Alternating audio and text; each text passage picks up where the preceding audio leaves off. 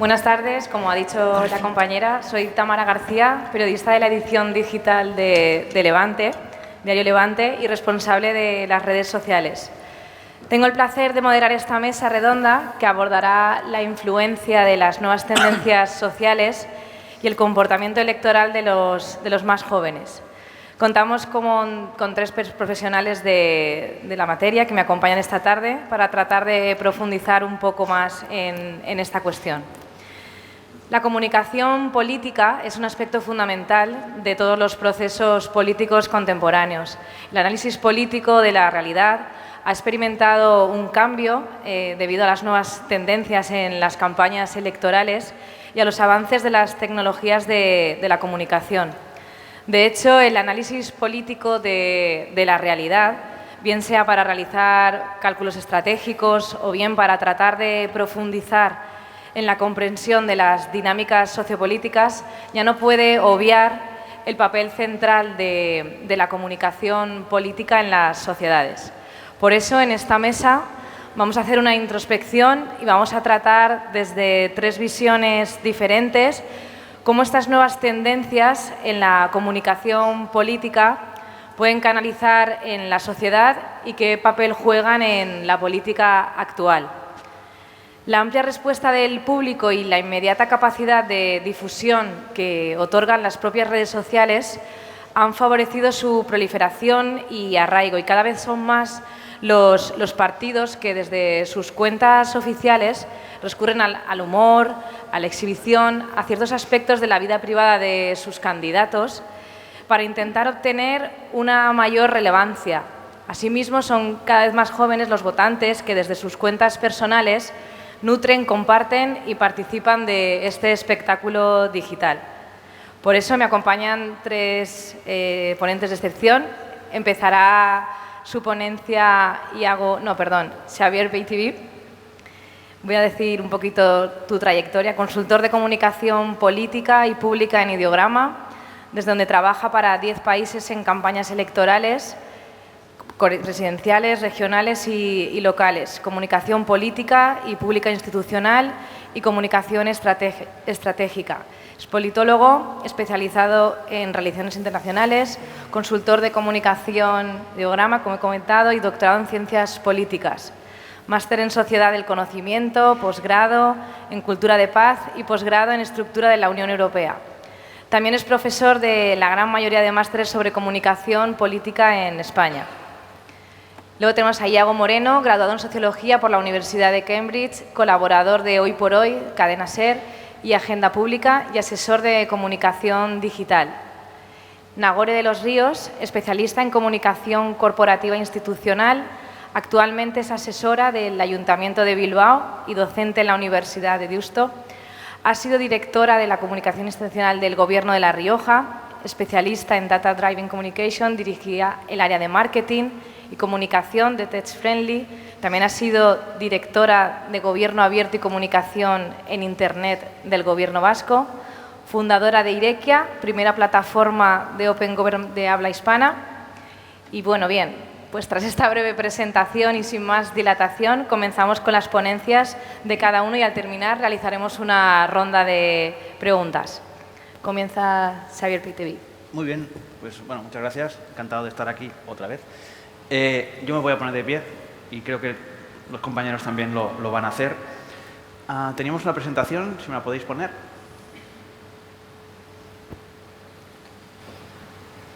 Si no, hablamos de otra cosa.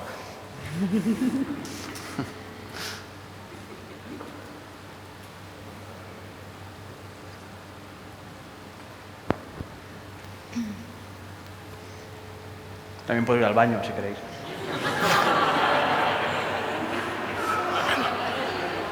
¿También? Muy bien. Estaba dedicada a Carlas. Yo no quiero hablar no quería hablar de herramientas, quería hablar más de conceptos. Y hay un concepto importante a la hora de pensar en hacer campaña electoral. Y es especialmente que vivimos en un mundo, y lo hemos visto en estas jornadas, donde el descrédito de la política aumenta, donde hay más desconfianza donde hay más desapego. Y de hecho, en este mundo, siempre ha sido así, pero más que nunca, quien realmente nos convence no es tanto la política o la campaña o la comunicación, sino sobre todo la gente que nos rodea. Me convence más un amigo o una amiga que, o mi primo o mi hermano, bueno, mi hermano no, pero otra gente sí, ¿de acuerdo?, que un político, que un mensaje, que cualquier otra cosa que hagamos en campaña. A partir de aquí, tenemos que comunicar, comunicar y comunicar, pero especialmente quien realmente tiene que hacer campaña por nosotros es la gente, pues nuestros activistas, la gente que ya nos vota. Tienen que hacer campaña en su círculo personal. Si no llegamos al círculo personal, difícilmente vamos a convencer a más gente, ¿no? Yo creo que, ayer lo comenté, ayer por la noche, en un momento, ¿no? Podemos hacer la mejor campaña del mundo, pero si no tenemos activistas que hagan campaña a nuestro favor en su círculo personal, vamos a perder seguro, ¿de acuerdo? A partir de aquí, las conversaciones privadas, sea online o sean offline, son las que realmente van a hacer o pueden cambiar las cosas, ¿de acuerdo? Necesitamos generar conversaciones, necesitamos generar que en las familias, que en los grupos de WhatsApp de los amigos se pueda hablar de política y se comunique a través de contenidos. Eso es lo que voy a intentar comentaros hoy. Primero, maneras de entrar en estos círculos personales.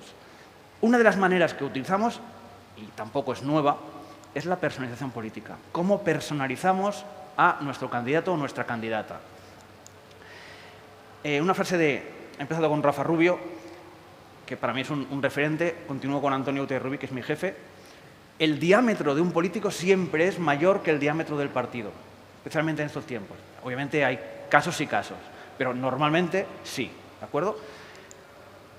Y constantemente estamos viendo políticos que personalizan o se personalizan más que nunca. Este es un caso, por ejemplo, en México, ¿no? Este es otro caso.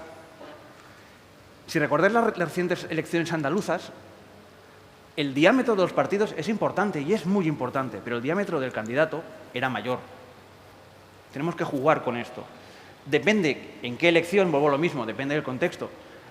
Personalizar al candidato o la candidata es más importante cada vez. Esto ya es una exageración, a lo mejor, ¿vale? Pero es otro ejemplo de personalización. A partir de aquí, hay estudios que indican, y esto es mi tesis doctoral, con lo que lo sé, si algún día la acabo, hay diferentes estudios que indican que personalizar al político aumenta entre un 2 y un 13% los votos. Un 2 a lo mejor no es nada, pero también puede cambiar una elección, ¿de acuerdo? ¿Y por qué se personaliza? Primero, los propios partidos lo hacen, porque saben que el político entrará mejor o tiene un diámetro mayor que no el partido en sí, que está... Es decir, se confía mucho más en un político, en una persona, que no en un partido, como es obvio, ¿no? También para los votantes, tienen alguien a quien culpar, o alguien a quien querer, o alguien a quien apoyar. Buscan el carácter del candidato o la candidata. Para los líderes, para ellos mismos, el ego también existe, obviamente. Pues se sienten más a gusto, se sienten más representados, más protagonistas. Y finalmente, para los medios, lo mismo que la ciudadanía, para los medios personalizar también permite pues tener a alguien a quien darle las culpas o a hablar bien, que normalmente no es así. Muy bien. La personalización empezó en los 70, cuando nació, pero la televisión, digamos, estuvo en auge. A partir de aquí, los medios empezaron a hablar de los políticos y las políticas, dando su nombre, no hablando tanto de los partidos, sino ellos. Ellos eran los protagonistas. Ahora vivimos en un nuevo mundo donde esa personalización que dependía de los medios ya puede depender de los propios políticos. Eso es lo que se llama la celebrificación. Un político puede comunicar desde su Instagram, desde su Twitter, desde su Facebook, desde su TikTok, y puede humanizarse, explicar cosas personales. Es lo que se llama también la privatización de la comunicación política. Explican cómo son, cómo quieren que se les vea, y eso también va generando en las personas pues, unas características, una valoración que suele ser más positiva que negativa. También, obviamente, llega el intento de la desintermediación. No necesitamos, o los políticos piensan, que no necesitan a los medios para hablar con la ciudadanía. Y, de hecho, es así. El problema que quien les sigue ya les vota. Ese es el pequeño problema. Es decir, que tampoco estamos llegando mucho más lejos. La desintermediación solo la logran muy pocos políticos. Uno era Trump. Trump, como sabéis, no hablaba con los medios, hablaba en Twitter. No necesitaba nada más. Pero es muy complicado que un político pueda desintermediarse. Está la humanización, los contenidos que comentaba, ¿de acuerdo? Cada vez que preparamos un contenido como este, los me gustas, comentarios positivos, comparticiones se triplican o cuatriplican. ¿Qué pasa? Que no podemos hacerlo cada día. Hay que hacerlo de vez en cuando. Si no, esto parece, obviamente, pues una telenovela. También stories, engagement, o sea, cosas que seguramente Yago a lo mejor también comentará después, ¿no? Podemos hablar con la gente, podemos desintermediarnos o intentarlo. Son contenidos que nos permiten personalizar más a los políticos. Segunda característica, para llegar a estos círculos personales y que nos recuerden más, generar percepciones positivas, generar memorabilidad. El retail politics, aumentar la presencia en la calle. Esto obviamente es más viejo que Moisés casi, como comentaba antes, pero hay que hacerlo cada vez más porque tiene realmente efectos electorales. Vamos a buscar relaciones y no vamos a buscar votos. Aquí me he citado, porque ya que citaba más gente, me he citado yo. Esto es importante que lo sepamos nosotros y que lo sepa el político o la política, ¿de acuerdo? No se hace igual campaña yendo a buscar votos que yendo a buscar relaciones. Esto significa que, por ejemplo, si yo voy cuando queda un mes a ver una entidad, oye, pues muy bien, pero eso huele a electoralismo que te cagas. Pero que huele mucho, quiero decir. Si yo voy cuando falta un mes, pero antes ya he ido hace 6 meses o he llamado por teléfono, oye, pues no huele tanto, ¿de acuerdo? Lo mismo en redes que en la calle. Tenemos que conectar ambas campañas. Si yo imaginaos que tengo un candidato que es buenísimo en la calle, muy bien, lo saco por aquí con toda la calor y saluda a 40 personas. Son 40 personas a las que les va a caer bien, que en su círculo personal hablarán bien. Oye, he conocido a la candidata y es muy buena, ¿vale? Pero son 40. Necesito generar algún contenido también online porque además de 40 a lo mejor puedo llegar a 400. Tenemos que conectar ambas campañas, también lo veremos después. Lo que más recuerda a la gente siempre es la relación personal, antes y ahora. Ya sé que no es una nueva tendencia, pero que lo sepáis. Lo segundo que más recuerda a la gente son las llamadas telefónicas. Mis clientes tienen cada día 5, 10, 20 llamadas a las que hacer. Y cuando no puedo ir a un sitio, llamo por teléfono. Y para no ir 3 veces al mismo sitio, llamo por teléfono y hago seguimiento. ¿De acuerdo? DMs en redes, contenidos propios, vamos bajando. Todo comunica, todo genera percepciones, todo suma, ¿de acuerdo? Pero tenemos que saber lo que es más importante. Tipología de contenidos. Pues de vez en cuando que se vea a nuestro candidato o nuestra candidata como una persona normal, que habla con la gente, que va a los sitios, que hace paradas, que recorre territorio, ¿de acuerdo? Importancia de las imágenes en el exterior. Salgamos de los edificios. Es decir, si yo siempre tengo el logo del partido o el logo del gobierno o la banderita, o sea, no es que comuniquemos mal, pero a nadie le va a impactar ni nadie lo va a compartir, solo los superfans lo van a compartir. Ejemplos, oye, pues encuentros en la calle, lo que comentaba de campañas conectadas. Online digo dónde estaré, en qué barrio, en qué esquina, y la gente puede venir a verme. El tema de... Uy, sí, se me ha caído esto. El tema de... me ha desaparecido. Ay, gracias. El tema de los mítines de bolsillo. Esta tipología de mítines. Antonio Costa no hacía grandes mítines, por supuesto hacía alguno, pero esto es lo más interesante. Él va a recorrer un barrio y sí, hace un pequeño speech público, 10 minutos, pero el resto de las 2 horas es caminando por el barrio. Lo interesante es la imagen, cómo recorre todas las calles. Eso es lo que genera más memorabilidad, más percepción, más impacto y, sobre todo, vuelvo a lo mismo, es lo que hace que la gente hable en su círculo personal. Hostia, he saludado al presidente Costa. Bueno, primer ministro. Bueno, y diferentes ejemplos, ¿no?, de otros partidos. El puerta a puerta sigue siendo importantísimo. El efecto electoral del puerta a puerta es entre un 2 y un 8% de aumento de votos. ¿De acuerdo? Obviamente, repito, hay contextos y contextos, pero funciona. Obviamente también hay trucos, ¿no? Pues, por ejemplo, en puerta a puerta impacta más cuanto más tarde vas. Si vas cuando queda un año para la elección, está bien, pero impacta muchísimo menos que si vas cuando queda muy poco. Impacta más cuando la persona, les pongo este ejemplo, cuando la persona que va a verte es muy parecida a ti. Es decir, imaginaros, voy a un barrio de gente de clase media, clase baja, y voy encorbatado. Pues, o llevo un barrio donde viven muchas familias jóvenes y llevo a gente muy mayor. Pues por supuesto que puede funcionar, pero impacta más si lo hago de la otra manera, etcétera, etcétera. Puertas a puertas en bares, por ejemplo, también funcionan muy bien. O sea, lo más informal posible para verte con cuanta más gente posible y que lo puedan comentar luego en su casa o hacerte fotografías y subir a redes. Las llamadas telefónicas aumentan entre un 1 y un 5% el efecto electoral, ¿de acuerdo? En Andalucía, el Partido Popular hizo 125.000 llamadas. 125.000 llamadas. De estas llamadas fueron todas segmentadas por código postal, donde más prioritario era. Incluso el presidente hizo 125 de ellas. Además, había la doble llamada. Aquellas personas que eran indecisas se les podía volver a llamar.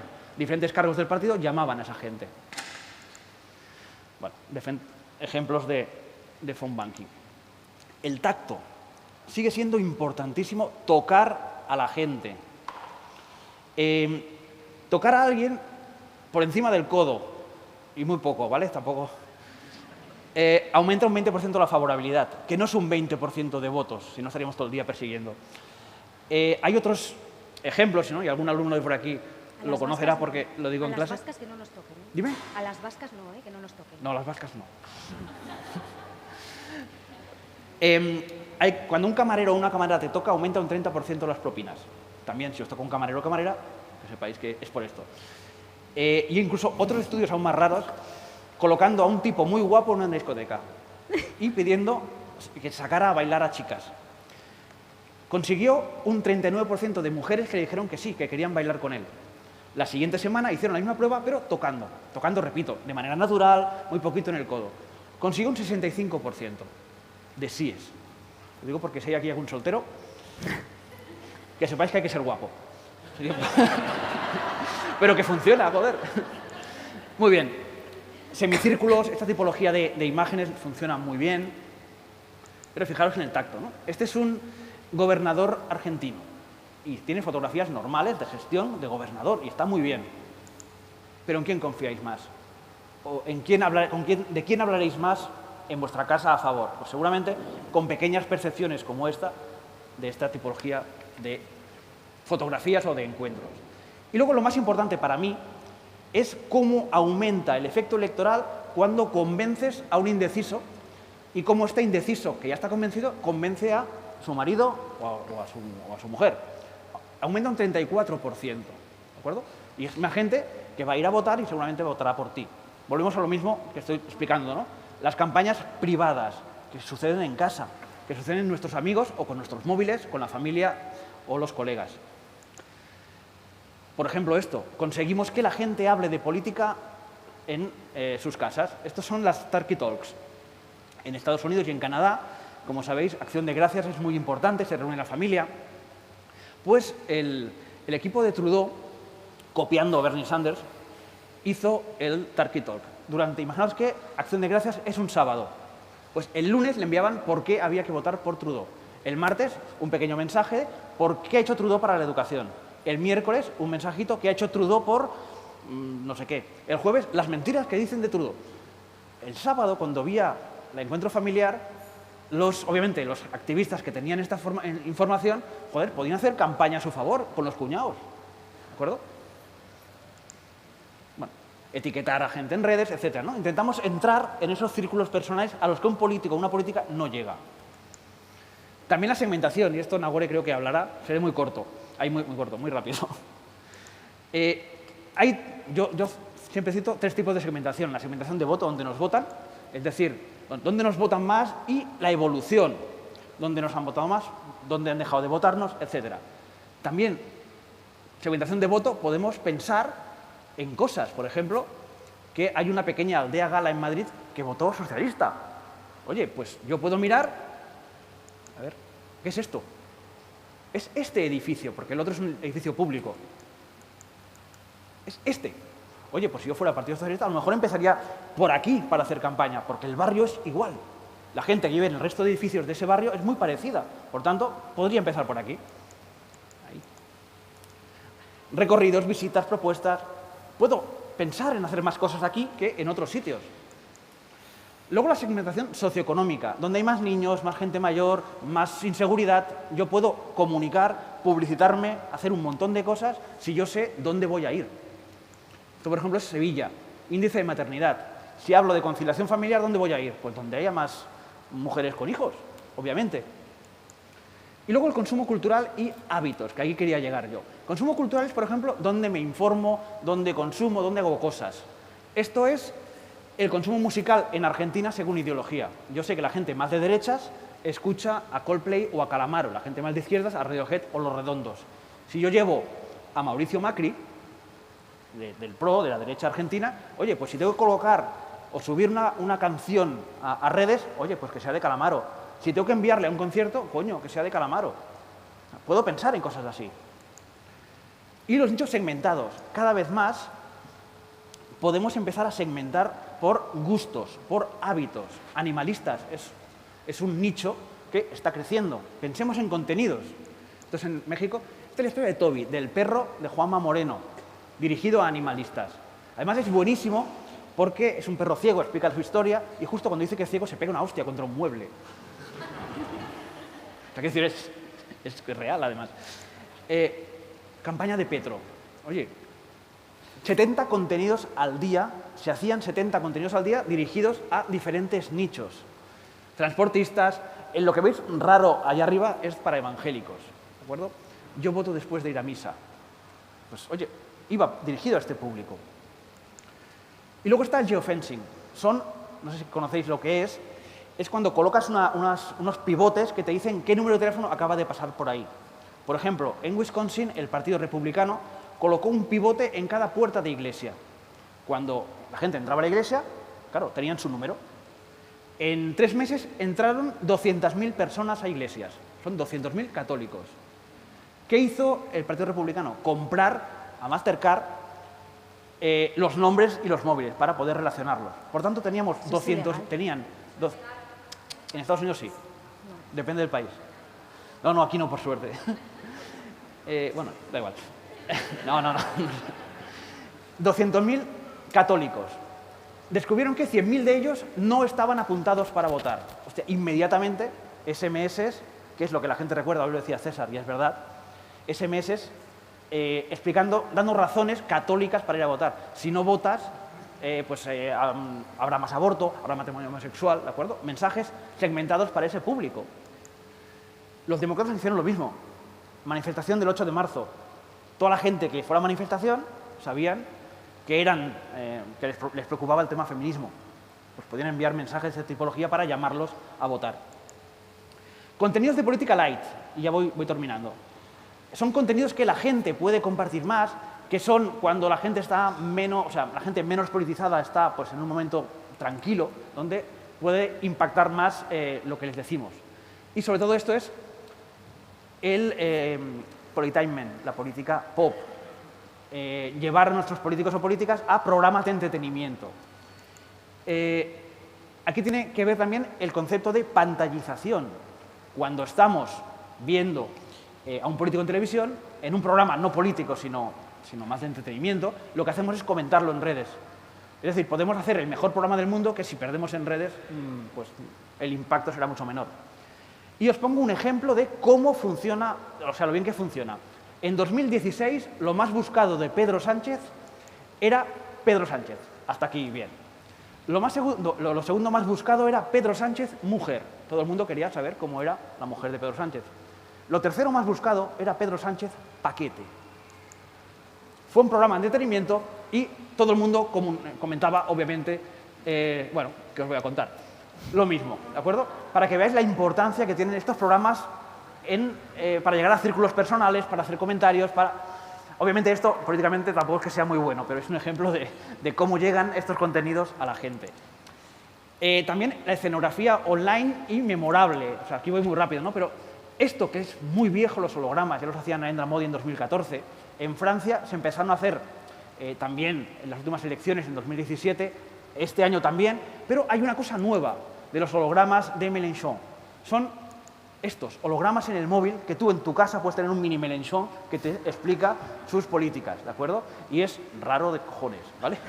Pero se puede hacer. De hecho, Google, no sé si los que seáis padres y madres, sabéis que en Google podemos hacer animales 3D aquí con el móvil. Pues lo mismo, pero con un mini Mélenchon.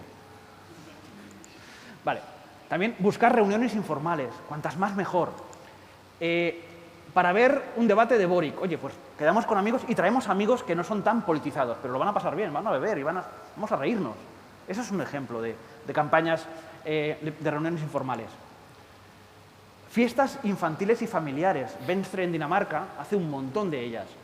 Llevan a las familias, llevan amigos, barbacoas. Busquemos implicar o impactar políticamente a políticos más blandos, menos politizados, ¿de acuerdo? O un bingo en el partido Høyre, en Noruega, donde a ver quién acierta las frases de los adversarios. O reuniones para ver el debate. Esto fue con Juanma Moreno también. Lucía Borgonzoni, cada mañana decía en qué bar iba a estar, cada tarde en qué bar iba a estar. Se reunía con gente, la gente podía ir a verla.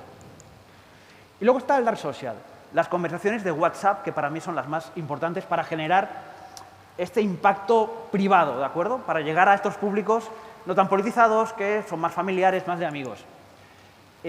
Por ejemplo, en Colombia cada día se enviaban, en la campaña de Petro, 6 millones de WhatsApps. 6 millones cada día diciendo cosas que hacer, ideas, creaciones, acciones, para que la gente hiciera campaña en lo más cerca posible de su círculo personal. ¿Recordáis al perro de Juanma? Tuvo tanto éxito ese vídeo, fue tan viral que desde el equipo Juanma se creó esto, que la gente enviara fotos de sus animales para compartirlos, se tuneaban, como veis, y la gente los podía compartir luego en su WhatsApp. 500 personas enviaron fotografías de sus perros y gatos. Esto fue en Andalucía, 2 años antes, esto lo hizo Salvini. 10.000 personas enviaron fotos de sus gatos. Los tunearon y se enviaron. Claro, esto no es obviamente nadie lo va a enmarcar, quiero pensar, pero va a circular rápidamente en redes y especialmente en grupos de WhatsApp familiares y de amigos.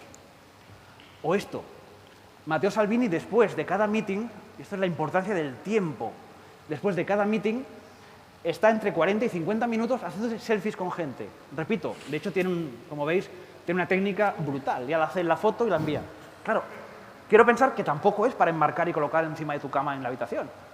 Esto es para enviar inmediatamente a redes. Estamos llegando a un público al que no podríamos llegar, público privado. O esta tipología de WhatsApps, de contenidos divertidos. Obviamente que lo enviará, seguro, mucha gente de Más Madrid, claro. Pero también puede llegar a otros públicos que quieren hacer este divertimento. O sea, busquemos contenidos también light, contenidos blandos, para llegar a ese público que es el gran público, no tan politizado, que no está todo el día como nosotros. Stickers, contenidos para compartir constantemente, para redes, para WhatsApp. Y, por ejemplo, unas acciones que se pedía. Vuelvo a lo mismo, la campaña conectada, on y offline. Online pedimos cosas para que se hagan online. Y así todos los vecinos saben que van a votar por Petro. Esto fue 1 millón de ventanas con carteles a favor del candidato. Cierro. Si no entramos en los círculos personales, no llegaremos a la gran parte del público. Es decir, en campaña electoral pensemos también en generar esta tipología de contenidos. Conectemos con la gente, pero consigamos que se movilicen para hacer campaña a nuestro favor, con sus amigos, con sus familiares, y quien realmente convence son los otros, nuestras familias, nuestros amigos. Y ya está. Muchas gracias.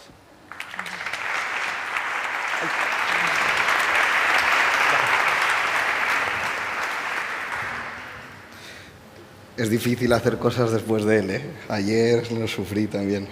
Bueno, vamos a ver cómo sale. ¿Va antes esto? Sí, ok. Bueno, yo os he traído un kit de supervivencia a las nuevas tendencias de la Compol, cual es bastante ambicioso. No voy a dar realmente ninguna solución mágica, pero sí que os voy a intentar presentar una serie de hipótesis y conclusiones que hemos ido recabando con un proyecto que se llama El Observatorio, una plataforma que creamos en 2019 varios compañeros cuando aún estábamos acabando la carrera con la intención fundamentalmente de explorar nuevas plataformas, nuevos medios, nuevos códigos, nuevos lenguajes. Y antes de nada, sin querer haceros mucho spoiler, lo que voy a hacer es enseñaros un vídeo con pequeños cachitos de materiales que hicimos estos 3 años. Empezando por un esbozo y cómo después se convierten en cosas. Porque esta tierra es pequeñita, pero sobra valentía. Hay guerras que se ganan con amor. Hay luchas que se libran desde casa. Que todos a Juan lo llevan el cora. Dicen que van a poder voltarle a vencer, eso no lo creo. Mirando al frente otra vez, él sigue de pie, a él sí le creo. Escucha bien lo que te estoy cantando. No nos van a parar. Dile que Rejón tú vas a votar. El yerno favorito de tu mai. Ahí está, el yerno favorito de tu mai. Música pegadiza, baile y artículos de promoción. Mira, para que veas el panorama. La semana pasada fui a pedir huevos a Mari Carmen y ya no estaba su nieta, no. Ahora me abren unos, yo qué sé, turistas.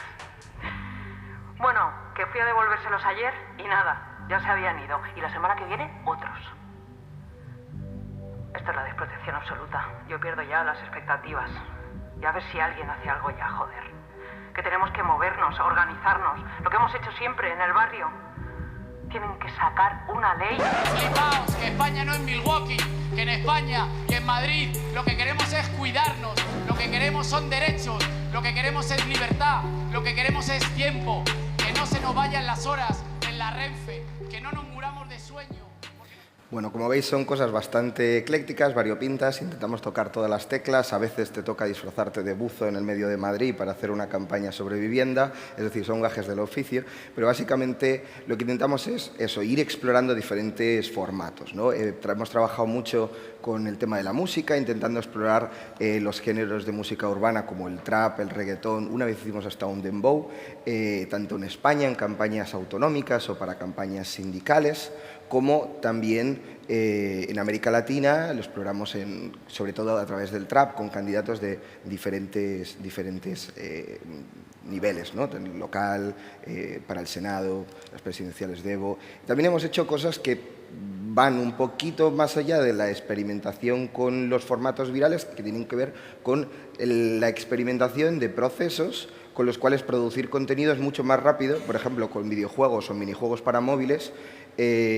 utilizando bancos de código abierto, ¿no? Es bancos donde tú puedes encontrar el código para programar más rápidamente un minijuego y así poder hacer que engarce mucho más rápido con la situación concreta en la cual estás interviniendo. Perdón, que voy mirando ahí y se me olvida que hay gente ahí. Entonces, de todas estas experiencias que hemos ido acumulando estos 3 años, pues yo quería básicamente compartir reflexiones a 4 niveles distintos, que para mí son los fundamentales para entender los retos a los cuales nos enfrentamos cuando tenemos que lidiar con nuevas tendencias en la comunicación política digital. La primera tiene que ver con las dinámicas de cambio, con cómo de acelerado y de abrupto puede ser normalmente adaptarnos a esas nuevas plataformas, a esos nuevos códigos que surgen. La segunda tiene que ver con los medios en sí, cómo somos capaces de aprender a producir contenidos a través de esos nuevos medios, ¿no? Y cómo somos capaces de formar a gente para que se integren los equipos y así puedan desarrollar el proyecto, ¿no? Y esto lleva ligado inevitablemente también nuevos riesgos y nuevos retos organizativos, que son al final las únicas formas de poder solventar las 2 primeras cuestiones, ¿no? Las 2 primeras, las dinámicas de cambio y los nuevos medios, para mí están directamente conectadas con lo que llamaríamos la remediatización digital de la política, ¿no? El concepto de mediatización surge para hablar de las presiones casi colonizadoras que ejerce la televisión sobre la comunicación política durante las últimas décadas, ¿no? Cómo va imponiendo, por ejemplo, con su economía de la atención, con su ciclo de las noticias, con su formato audiovisual, una serie de nuevos códigos y lenguajes que tienen que adaptar cada uno de los asesores a la hora de realizar su trabajo, ¿no? Desde mi punto de vista, con las redes sociales vivimos ese proceso, pero con mayor intensidad y por muchos flancos, porque evidentemente la plataformización va acompañada de una esfera pública cada vez más fragmentada, en la cual las lógicas por las que te tienes que regir a un nivel, como puede ser interviniendo en TikTok, son bastante diferentes que las que tienes que tener en cuenta cuando estás interviniendo a través de WhatsApp, a través de Facebook, a través de otra plataforma, ¿no?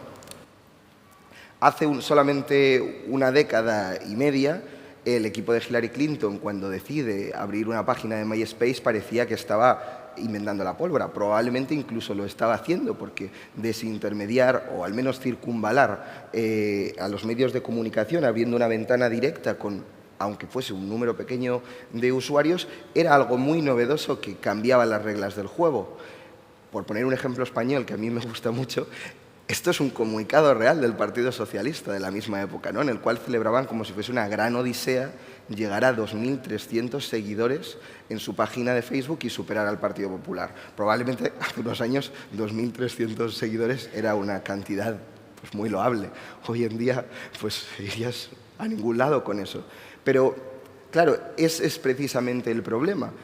La celeridad con la que cambia este espacio en el cual tenemos que intervenir y las normas por las cuales nos tenemos que regir, ¿no?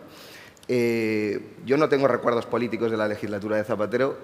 A duras penas me acuerdo de lo que fue el 15M y no lo viví porque estaba aún en secundaria, pero sí que mis recuerdos políticos primeros tenían que ver con Podemos y recuerdo más o menos cómo funcionaban los equipos de campaña digitales, cómo organizaban esos trending topics casi diarios, ¿no?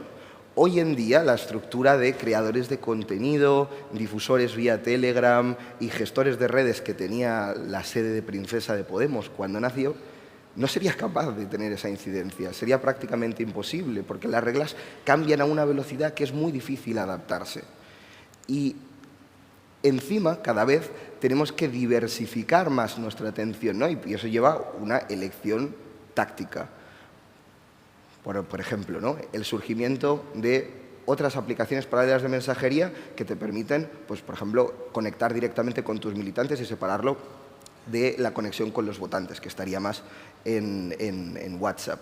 Las experimentaciones que deciden hacer algunos partidos con el mundo de los videojuegos, no tanto con los minijuegos políticos de campaña como los que presentaba al principio, sino, por ejemplo, los servidores que ha hecho en las últimas elecciones Macron para su candidatura presidencial.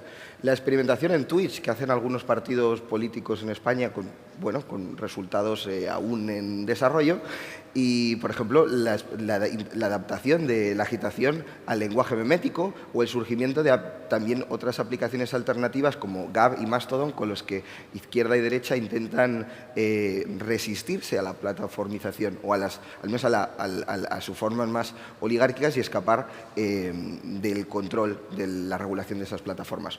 Quizás en el caso de Gab y en el caso de Mastodon no es tan interesante porque han sido plataformas que no han llegado a cuajar, pero, por ejemplo, en muchos países, en este proceso de desglobalización que estamos viviendo, sí surgen iniciativas de replicar como espejo redes sociales internacionales y, por ejemplo, hacer un Twitter indio o ruso o, bueno, en el caso de China es el ejemplo más claro, ¿no? Que tienen su propio paisaje de plataformas con reglas y con formatos distintos. Esto es un escenario muy difícil al adaptarse, como comentaba, que muchas veces nos obliga, tensándonos, a decidir cuánto nos vamos a exponer a formatos que evidentemente son incómodos para quien se dedica al ejercicio de la política. Aquí algunos ejemplos, ¿no? El TikTok de Torrente es ya icónico a estas alturas.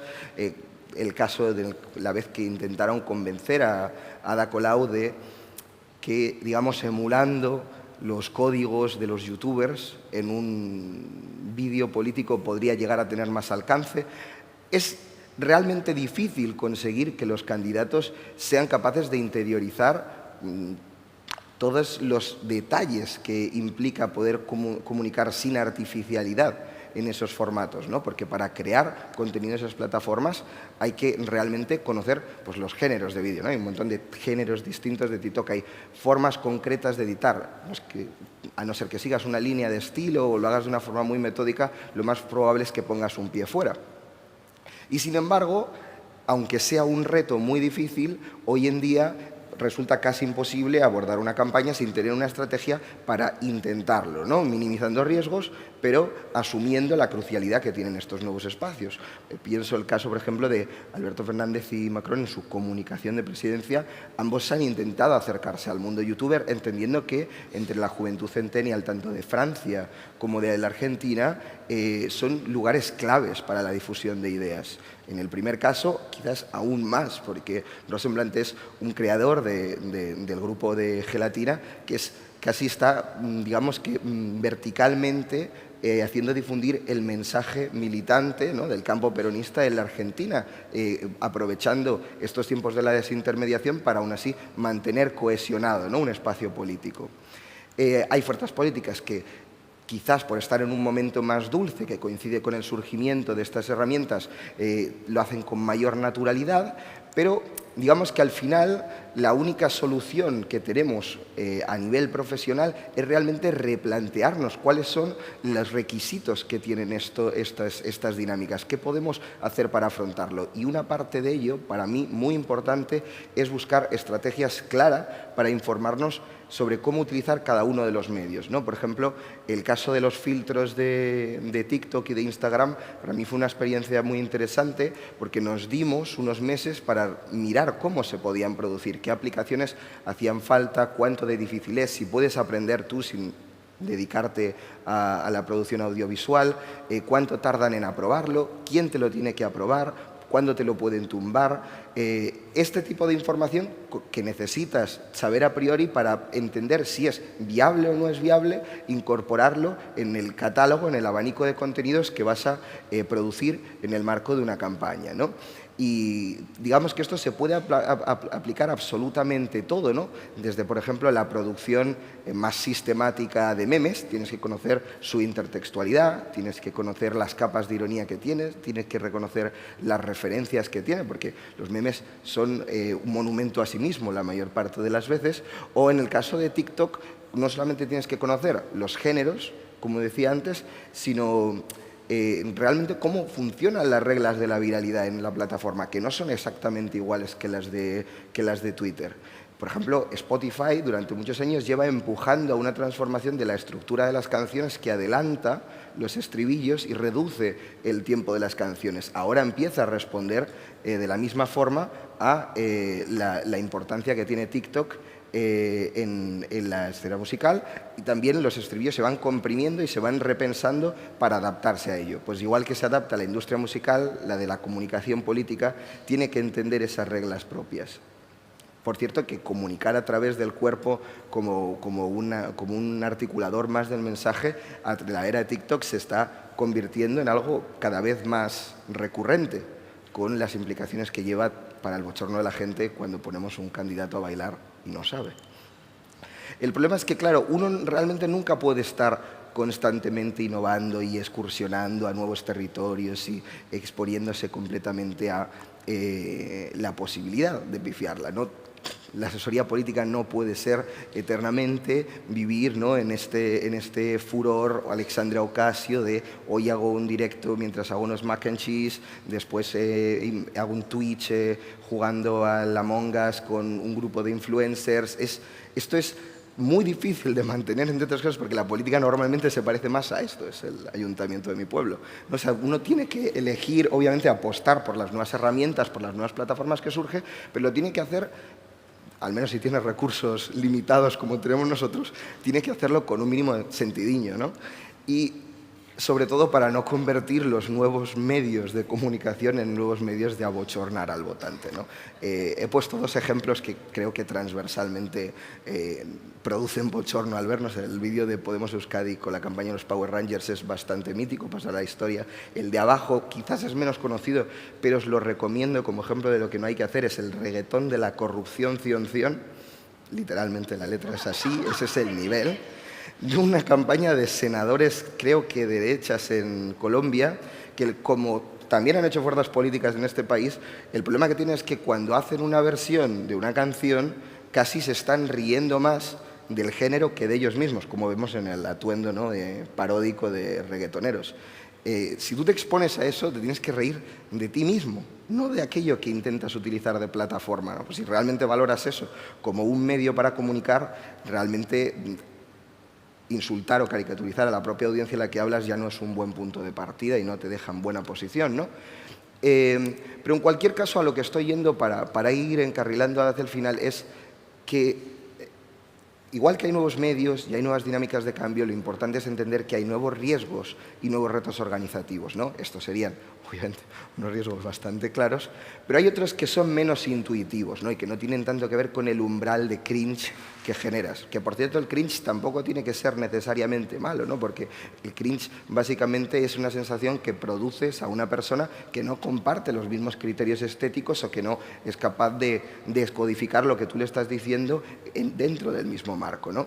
Lo que pasa es que lo que sí que te puede empujar esta búsqueda ansiosa o ciega de la viralidad es a perder la perspectiva estratégica de las campañas, ¿no? Porque es muy importante aprender a incorporar estas nuevas formas de comunicación, pero es más importante aún entender que esos son potenciadores de tu mensaje, pero no son herramientas que realmente te sirvan para cambiar la cartografía política, que es de la que dependes para ganar, ¿no? Cambiar dónde está el eje, dónde está aquello que vertebra el sentido que tiene una elección y reparte posiciones dentro de ella, ¿no? Y lo digo porque muchas veces cuando se alzan personajes como Bukele o como Hernández en las últimas elecciones de Colombia, parecería que todo es una cuestión técnica de cuanto mejor utilices TikTok, cuanto mejor utilices Twitch, cuantos más hologramas hagas como Narendra Modi y Mélenchon que hablábamos antes, mejor vas a tener el resultado final. Y al final lo que hay que hacer es más declinar y conjugar, ¿no?, esa experimentación con estrategias políticas de fondo, que son las que te abren realmente el camino y te permiten no ser miope, no perder esa capacidad de ver hacia el fondo, ¿no?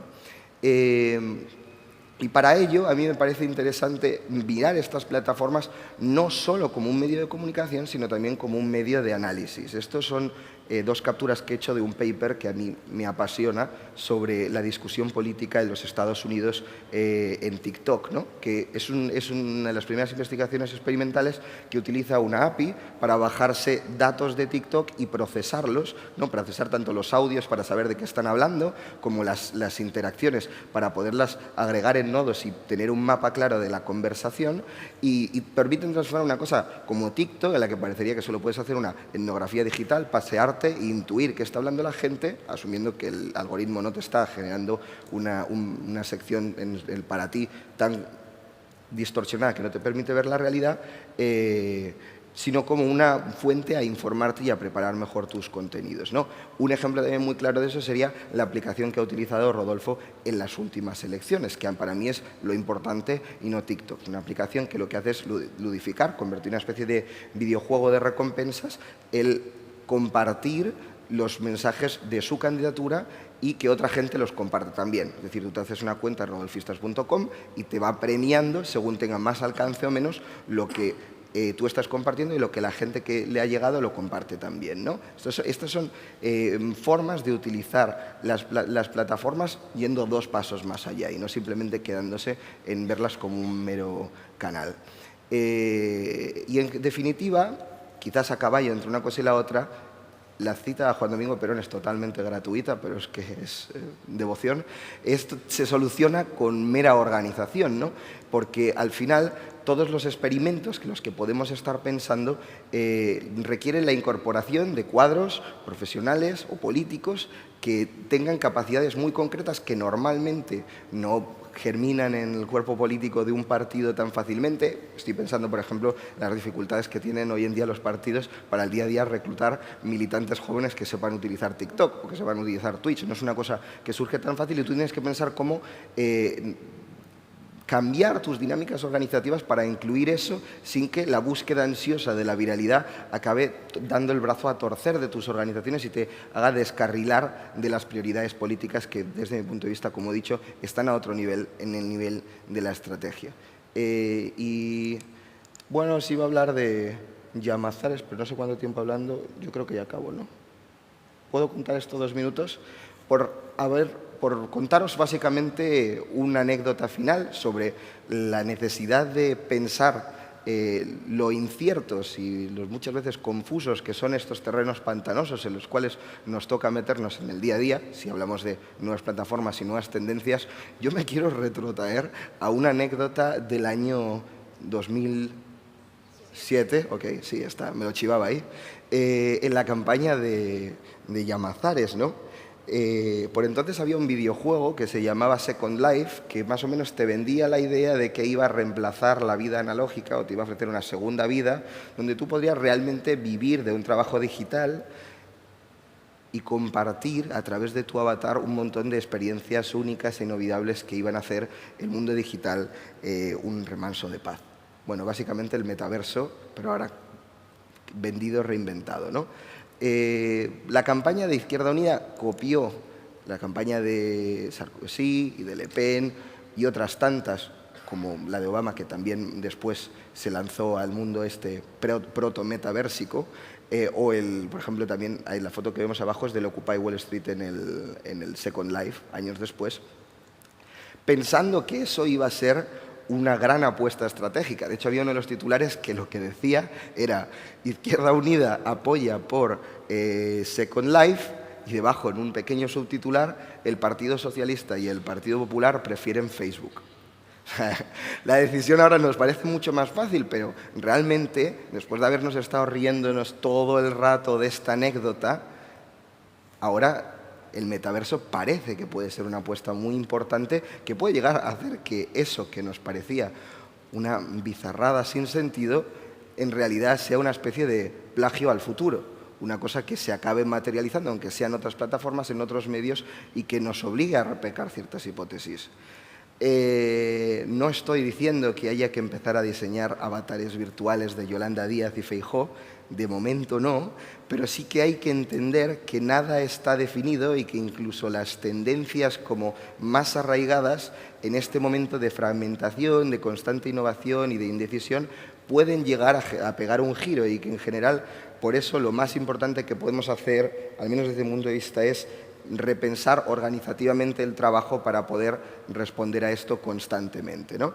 Y bueno, espero no haberme liado mucho, que os haya interesado y lo dejo aquí. Ay, no, si esto es para ti.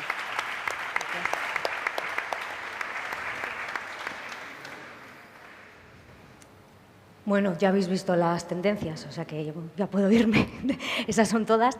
Lo que sí os vengo a decir yo es que, bueno, tenemos una mala noticia y es que no todas funcionan, por tres motivos simples.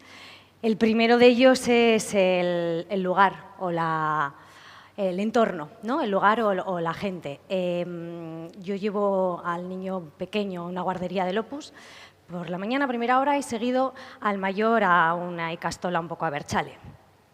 Bueno, pues ¿qué es lo que hago? Adaptarme.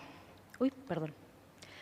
Perlas en la cabeza, me quito los tacones y botas de monte cuando voy al siguiente. ¿Por qué? Porque llego por la mañana y digo, estas van todas ahora de aquí a su junta de accionistas. Miro en el otro sitio y digo, y ahora van todos al Gorbea, porque no se me ocurre otro motivo, ¿no? ¿Qué pasa? Que estoy buscando el engagement, estoy buscando la aceptación, estoy buscando el acertar en cada momento, ¿no?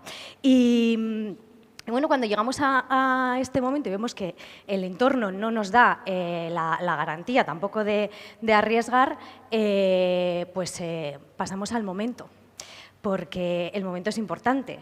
Es decir, lo que funciona hoy y ahora, en estos momentos puede que cuando salgamos de aquí haya otra nueva tendencia que no nos esté funcionando, ¿no? Y que puede que se nos queden descontextualizadas y desvirtuadas todas las herramientas que tenemos. El otro día, escuchando a un experto en algoritmos de TikTok, dijo que los bailes ya no se llevaban. O sea, a mí no me ha dado tiempo a poner ningún candidato a bailar, ¿no? Menos mal, pero bueno, que espero hacer menos ridículo que Llamazares en el Second Life y tal vez los bailes los tengamos que hacer ahora efectivamente en el metaverso, ¿no? De momento ahora estoy probando Be Real, aunque solo tengo un amigo que es Donaire y bueno, me tiene controlada la vida cada 24 horas más que mi propia madre, ¿no? ¿Lo hacemos con nuestros candidatos? Pues sí. El tercero es la volatilidad. Es decir, todo es súper volátil, todo es muy efímero, las tendencias nos tienen sometidos a estar continuamente actualizándonos sobre cuáles son las tendencias que se llevan, y yo creo que la verdadera tendencia es no seguir las tendencias. Es decir, a no ser que estén súper mega probadas o que tengamos datos que nos indiquen que realmente es una tendencia que va a funcionar, porque estamos acordes al momento y al entorno, ¿no? ¿Cuál es la tendencia global o general, o la que tenemos que seguir, la única que tenemos que seguir a mi juicio? La de la ciencia de datos y el método. Esta es la fórmula. Buscando la suma de la ciencia de datos con el método, estaremos seguros de que efectivamente vamos a acertar con la tendencia de turno, ¿no? Porque no hay tendencias que valgan tampoco para todos los candidatos. Nosotros los directores de comunicación al final siempre dependemos de si tenemos un buen o no candidato, si la ola es favorable o no, si estamos en la administración ganadora, la perdedora, si tenemos olfato o suerte en ese momento, y eso nos puede fallar. Nosotros tenemos que llegar siempre a ser profesionales y llegar siempre a nuestro máximo texto.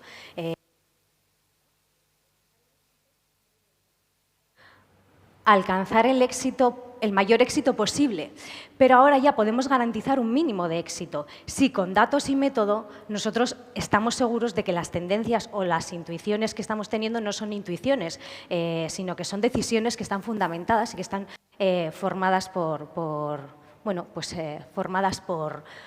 datos verídicos, ¿no? Y así pues no nos la jugaremos nunca, ¿no? A partir de ahí sí, a partir de ahí ya nosotros podemos aplicar nuestra magia, sacarle mayor o menor rédito, ser más o menos creativos, tomar unas decisiones u otras. Esta mañana en la mesa de Big Data se hablaba de la política, que ya no existe la política porque ahora todo nos lo dicen los algoritmos, y nosotros como directores de comunicación lo único que hacemos es lanzar mensajes en función de lo que quieren escuchar. Bueno, yo no estoy nada de acuerdo. O sea, lo primero va la política, nuestros objetivos son los primeros, la ética es la que tenemos que mantener.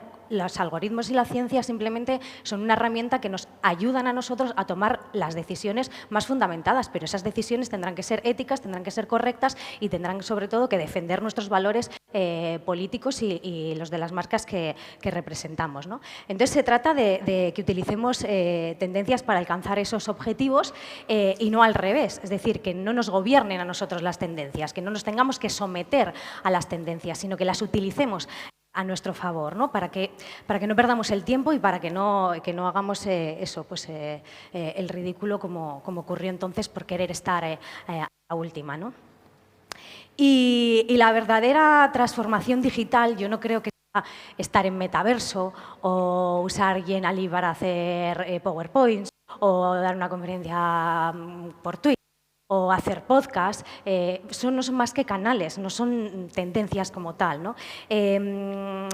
Tampoco las redes sociales.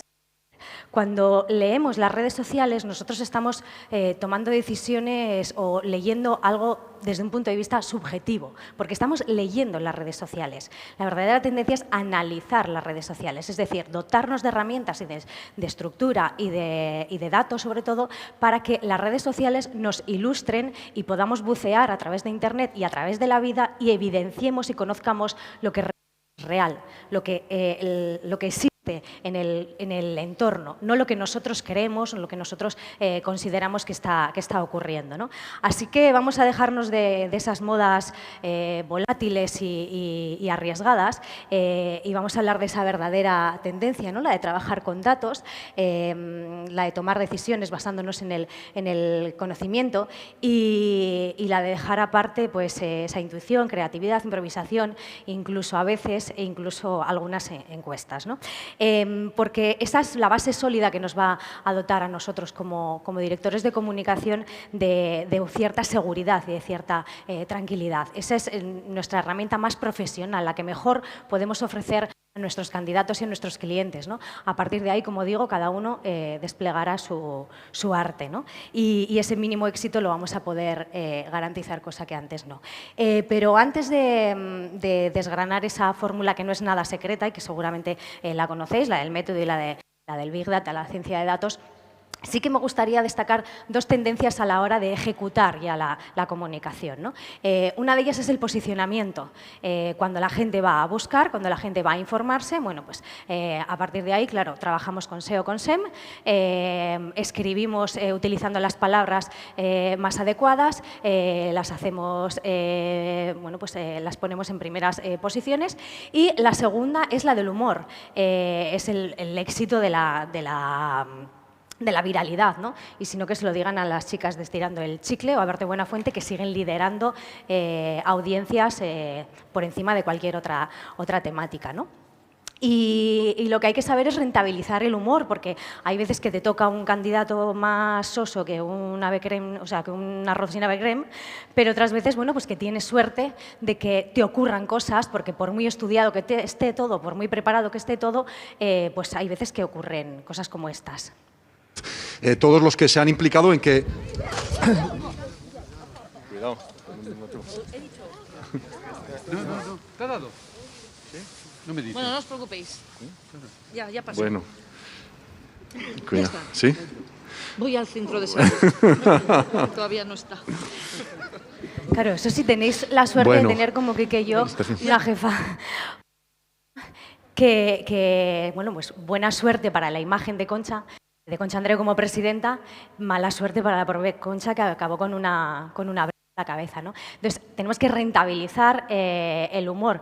Y si tenemos un candidato soso o que no nos ocurre nada, que podemos aprovechar para darle la vuelta y con eso, pues le dotemos de datos para aumentar su credibilidad, ¿no? Entonces, vamos a volver al posicionamiento, porque sí es importante, y como estamos hablando,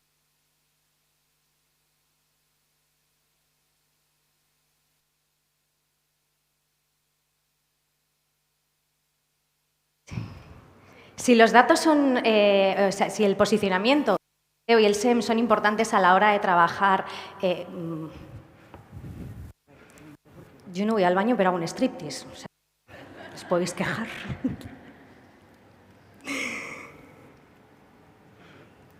Vale, pues si nosotros utilizamos el posicionamiento para generar contenido, no, sí.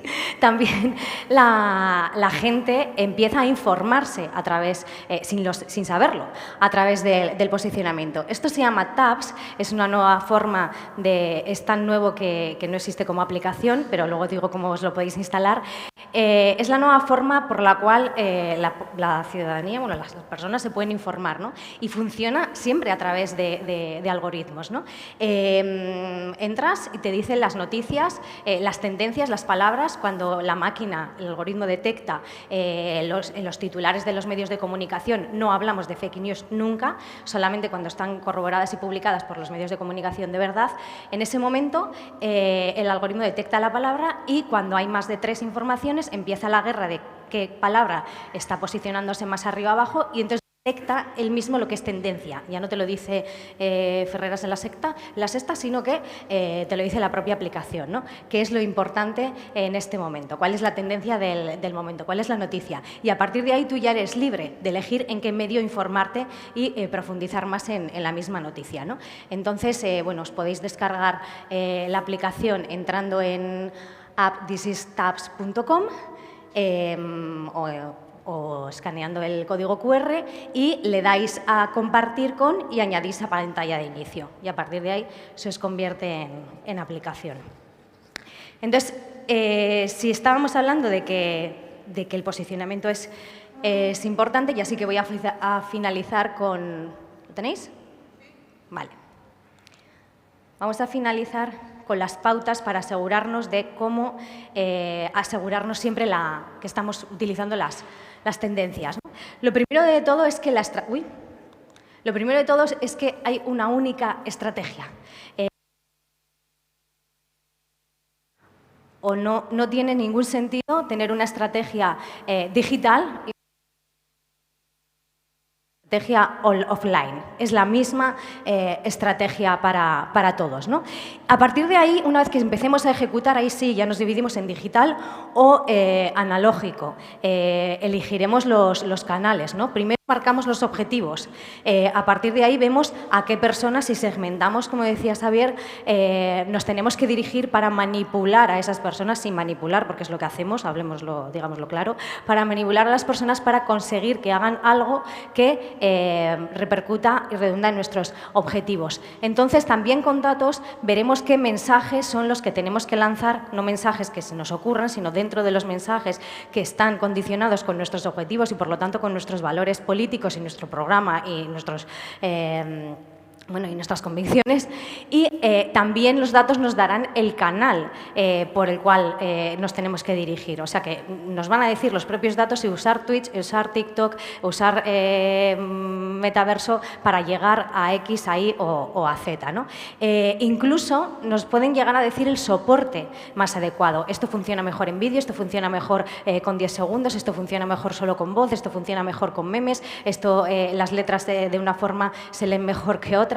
Los colores que impactan más, menos, todo puede estar medido. O sea, no hace falta que dejemos nada al libre albedrío, ¿no? El momento.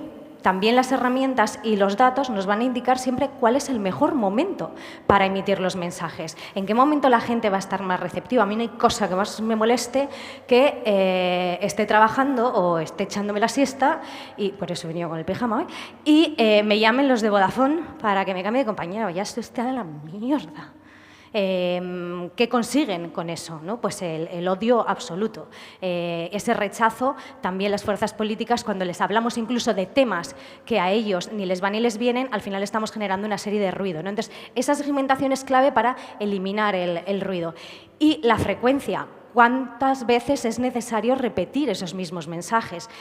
Tampoco hacemos así y decimos, yo creo que con que se lo digamos 3 veces al día ya vale, ¿no? Bueno, es que al emitir la información nosotros nos vamos a dar cuenta si realmente ha calado, no, si la tenemos que volver a emitir, si ellos han tomado una decisión o una postura, han actuado de cierta forma, entonces nosotros haremos un recorrido que estará ya preestablecido y diseñado, o tomaremos otro camino, pero no todos los que no sé qué, 3 veces al día ponemos 3 tweets diciendo tal. No, a algunos les aparecerá una cosa una vez, porque con esa ya basta, y a otros pues 10 porque no habrá sido suficiente, ¿no? Pero en función de los datos que vamos teniendo y en función del comportamiento que ellos mismos van teniendo, ¿no? Y lo segundo es tener bien claro el orden, porque el orden de los factores aquí siempre altera el producto. Entonces, la primera fase es la 0, la de analizar esos objetivos. Aquí es donde nos hacemos las preguntas. Es lo más importante para aplicar bien la ciencia de datos en comunicación política y en cualquier otra cosa. Por eso los perfiles de periodistas, los perfiles de filósofos, los politólogos son los mejores expertos o piezas fundamentales en un equipo de ciencia de datos, porque saben qué hay que preguntar, qué es lo que nosotros queremos resolver, y a partir de ahí definimos la estrategia. El primero de los puntos será ya recopilar esa información. Vamos a recopilar esos datos que nos van a resolver nuestras preguntas. O sea, no vamos a coger los datos de los que pasan solamente por la iglesia, porque tener su número de teléfono y ya está, porque puede que no lo utilicemos para nada, o qué les vamos a decir.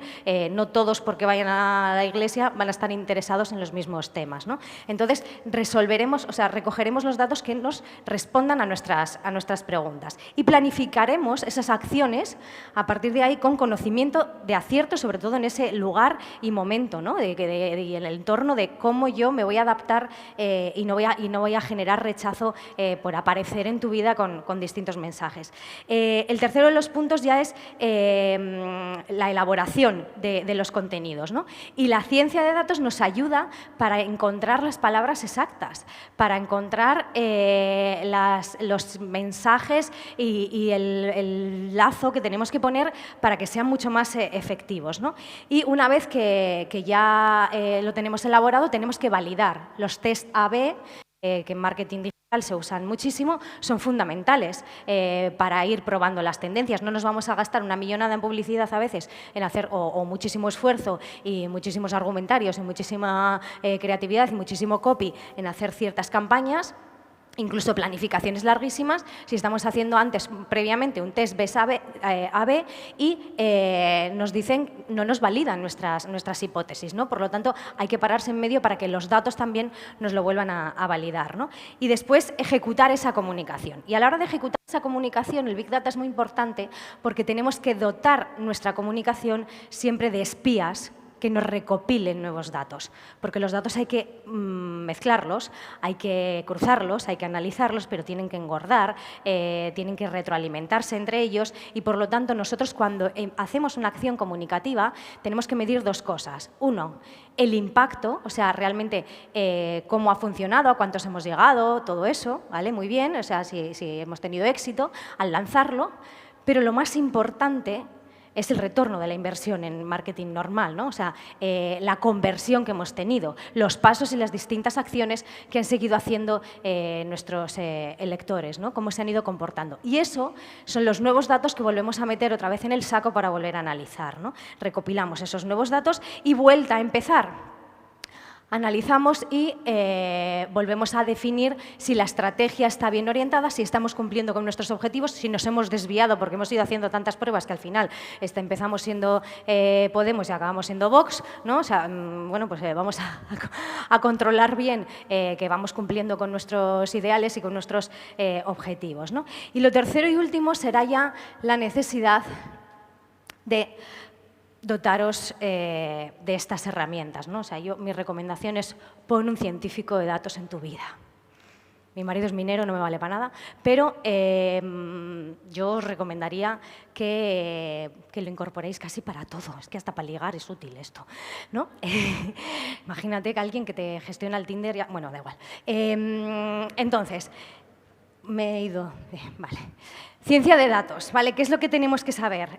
Cuando los DIRCOMs utilizamos científicos de datos, nos podemos diferenciar de nuestra competencia, porque si no todos acabamos haciendo la misma gracia de turno, el mismo baile de turno, con la misma coreografía y la misma tendencia que en TikTok. Y puede que no esté funcionando ni a él, ni al de la competencia, ni a ti mismo, ¿no? Entonces, por lo tanto, nos podemos diferenciar de los competidores realmente si utilizamos esto. Un proceso de datos se divide en tres partes, ¿vale? La primera de ellas es la de recabar esa información de distintas fuentes de datos, ¿vale? Y las fuentes de datos no solamente que vayamos a Twitter, ¿no? Tenemos censos electorales, tenemos un montón de datos como nos ha enseñado antes Xavi, porque tenemos que analizar las tendencias, los gustos, los perfiles, la clase, todo, ¿no? ¿Vale? El histórico. Muy bien. Y sepamos que además esas bases de datos, cuando las almacenamos, tenemos que dotarnos de una buena base de datos, esas bases de datos nos van a servir para, bueno, nivel hemeroteca, pero nivel Dios. O sea, ahí no se nos va a pasar absolutamente nada, ni de que hayamos puedan ayudar a no cometer errores o a tener más acierto y también nos van a recordar qué han ido haciendo los otros o qué se ha ido publicando sin necesidad de tener buena memoria. Os lo digo yo que tengo memoria pez y por lo tanto pues, os lo recomiendo, vamos, enérgicamente. Y por último, explotar esos datos. Ahí sí ya vamos a dar seguimientos a los indicadores, vamos a crear esos modelos de predicciones para tomar decisiones de forma automática, incluso para actuar de forma automática. Y aquí llegan los bots. ¿Vale? ¿Son buenos, son malos? Bueno, pues para muchas cosas yo os aseguro que un bot puede responder mejor a los ideales y a las políticas y a las soluciones que ofrecen ciertos partidos que muchísimos concejales. ¿Os lo digo en serio? Sin ánimo de... No, porque tienen memoria histórica y porque hay cosas que muchas veces... Entonces, hay cosas que hay que responder a la ciudadanía con datos y con enlaces y con ayuda, sobre todo en la administración pública. ¿Vale? Entonces, hay muchas veces que un bot, si está bien hecho, si el algoritmo está bien configurado, si está muy entrenado, o sea, si la inteligencia artificial... Esto no se trata de que empezamos hoy y el mes siguiente salimos a la campaña electoral. No. Esto requiere tiempo, mucho tiempo, porque la inteligencia artificial es lista hasta cierto punto, vamos, cuando va creciendo, ¿no? Cuando es un bebé, no. Entonces, bueno, la pregunta es si podemos nosotros, ¿cuántas cosas tengo en la mano? Si podemos nosotros, con las herramientas que tenemos, ser científicos de datos, ¿no? Bueno, la ciencia de datos no es complicada, pero sí que requiere ciertos conocimientos estadísticos, matemáticos y de programación, que son importantes, ¿vale? Hay dos lenguajes de programación, que son R o Python, y luego nos tenemos que servir de un entorno de desarrollo que sería RStudio para R o Visual Studio para Python, o si no podemos pasar a Colab, que está en Google. Por lo tanto, no es tan fácil como utilizar MailChimp, requiere de, bueno, pues de ciertos conocimientos, ¿no?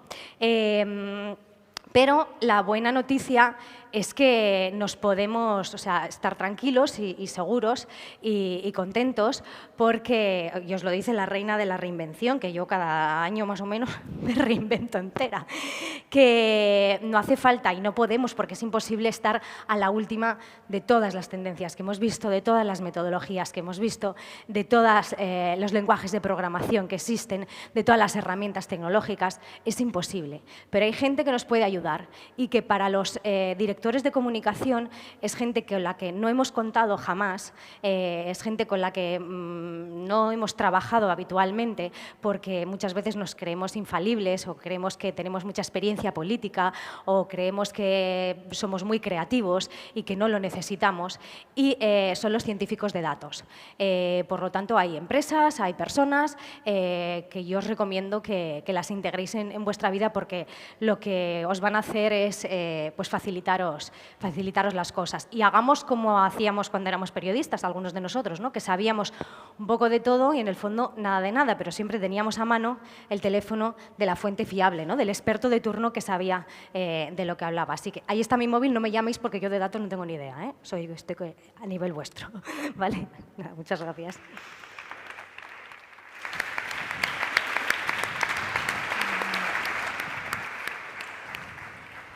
Bueno, pues después de estas tres ponencias comenzamos la ronda de preguntas.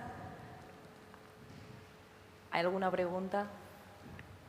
¿Nadie se anima? Soy la referente de la Bueno, lo primero que quería es agradeceros estas súper presentaciones, han sido fantásticas. Ya sabéis que en esto de la comunicación política, pues el ser el primero yo creo que siempre es un valor. Luego, como decía Nagore, y estoy muy de acuerdo con ella, no todo es estar en todos los sitios porque sí. Yo me acuerdo que en la campaña del 2015 que estábamos haciendo Ciudadanos, pues eso, innovando a nivel tecnológico, Podemos, pasando ahí con esos activistas digitales, todos que tenían que todos los días era trending topic lo que ellos querían y todos los demás partidos. Y mientras el señor Mariano Rajoy se paseaba por unos campos de alcachofas y estaba la mar de contento de pueblo en España. Y los periodistas, noticias, campaña del PP fatal, no van a ganar. Y claro, yo decía, ya, pero ¿quién vota en este país? Luego lo hablaremos con el señor Carlos San Juan, que ya lo tengo aquí.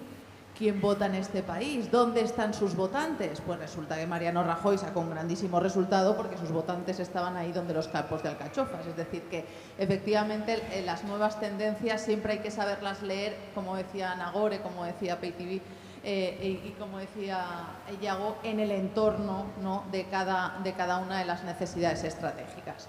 Yo quería preguntaros, ¿no?, porque creo que tenemos como una cierta angustia, y antes lo ha dicho en la ponencia de antes Dani Bardovio, dice, posiblemente yo un día deje de ser director de comunicación porque yo no entiendo nada de eso de las redes sociales, lo ha dicho así, ¿no? Y tenemos, no sé, como cierta angustia de no saber lo que se está tratando, ¿no? Por ejemplo, ahora para la gente más joven, que tiene unos índices de votación mucho mayores que la gente menor, un compromiso político menor, también seguramente porque tienen otros problemas, pero es que ellos no están en los canales de comunicación donde está la política tradicional.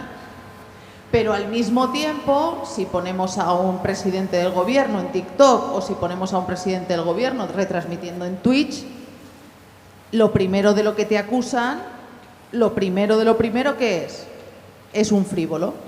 Es que este señor es un frívolo. Entonces me gustaría saber vuestra reflexión de cómo la política tradicional, institucional, puede acercarse a esos jóvenes que están en otras plataformas completamente diferentes sin que eso nos quite, pues eso, el valor de la institucionalidad, el valor de ciertas cuestiones políticas importantes para una parte del electorado que además vota más. No sé si me he explicado. Yago. Yo creo...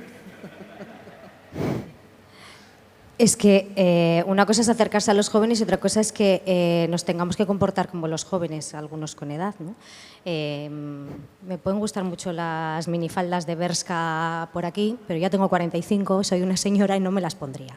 Por lo tanto, lo ha dicho Xavier, usemos a la gente que habla ese idioma y que está en ese sitio y que lo van a conseguir, ¿no? No tienes por qué poner al candidato, porque efectivamente es frívolo.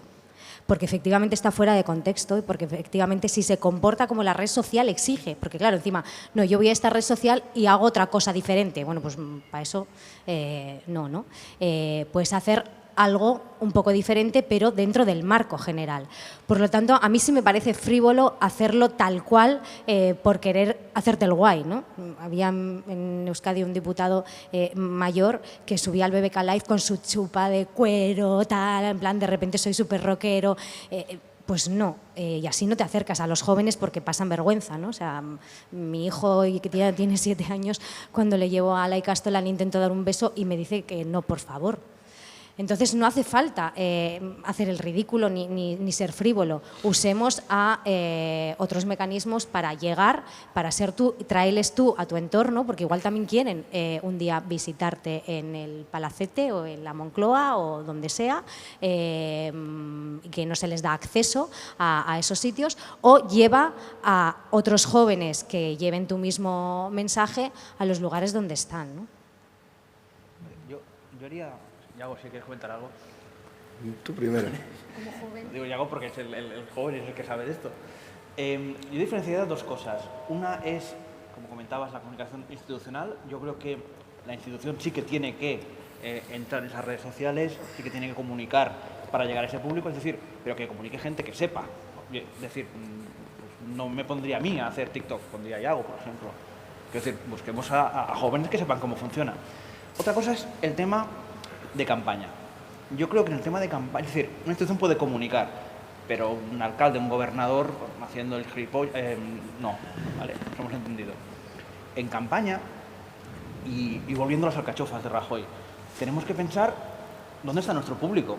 Es decir, tenemos público mayor, 50, 55 años.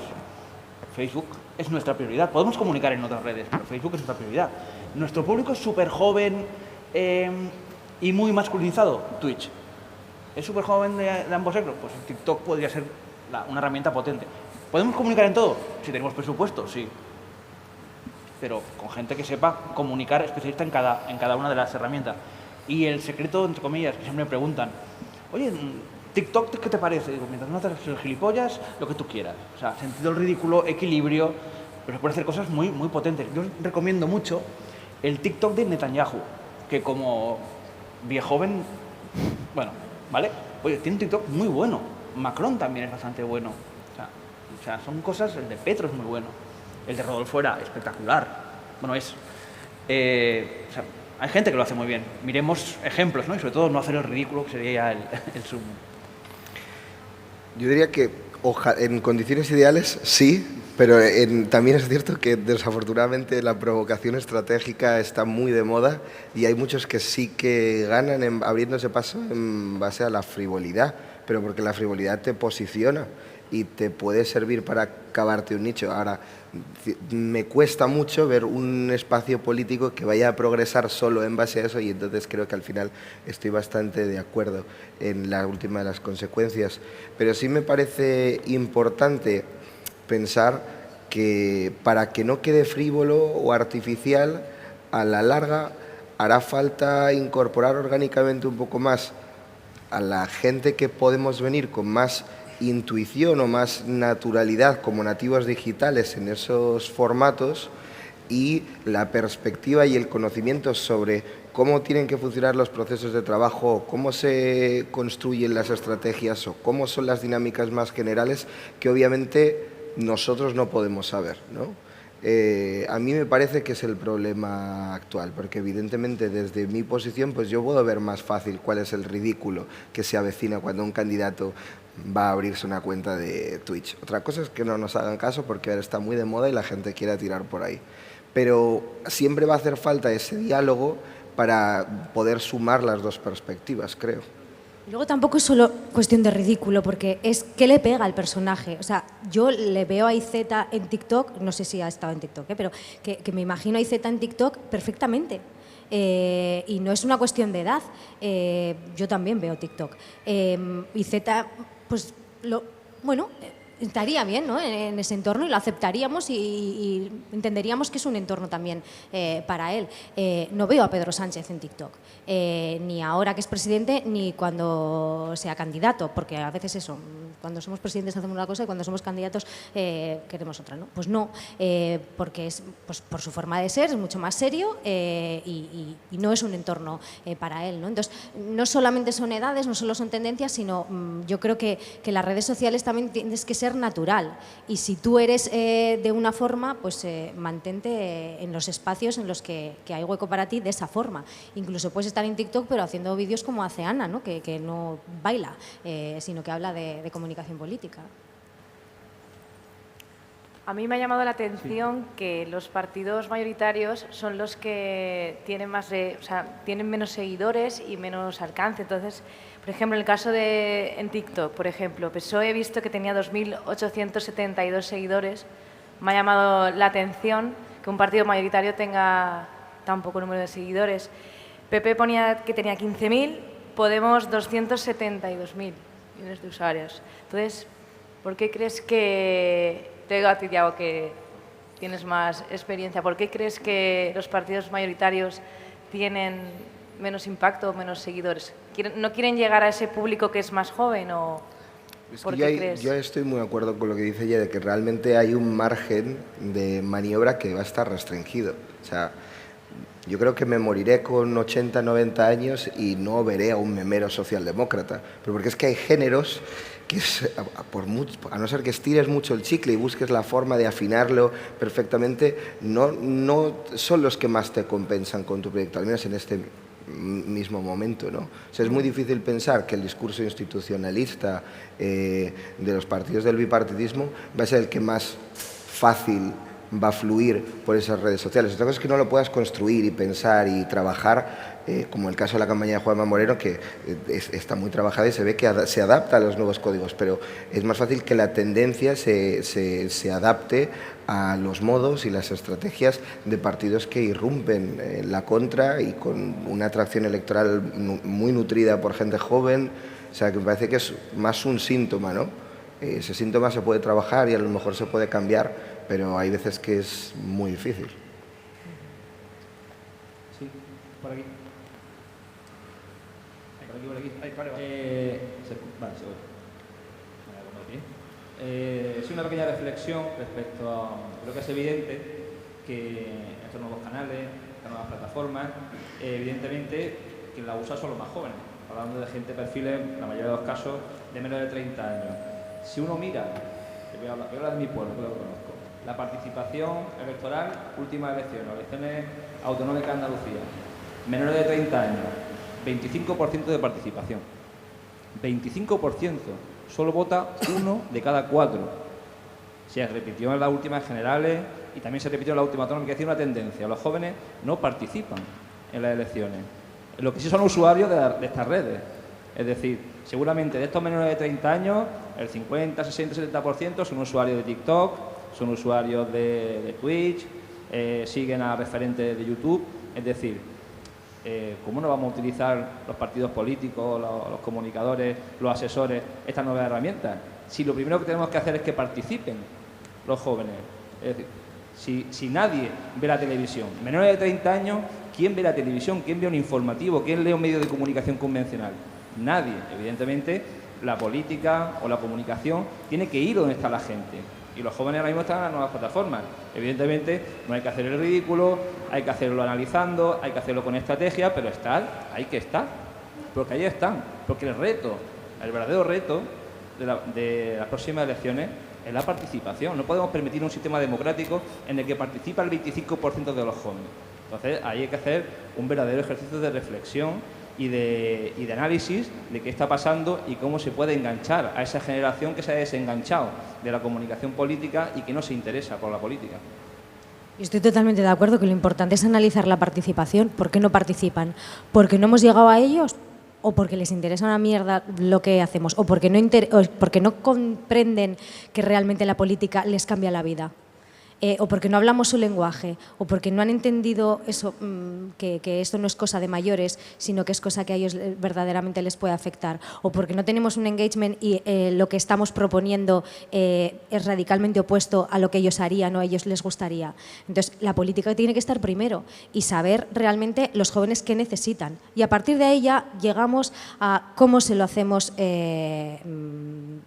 ¿no? Cómo se lo hacemos llegar, cómo se lo comunicamos, de qué forma, en qué canal, cómo se lo transmitimos y cómo les movilizamos. Pero la reflexión tiene que ser, pues eso, muy previa y muy importante y, como dices tú, hablando del verdadero problema de la participación y de la desafección de la política de la juventud en este país y en muchos otros, claro. ¿Alguna pregunta más? Pues, bueno, María José Canel. Yo recuerdo hace no muchos años que Jay Plumler en un encuentro internacional analizando los efectos de la comunicación política, el tema era los efectos de las redes sociales. Jay Plumler es uno de los gurús que en su día empezó estudiando los efectos de la televisión en el voto.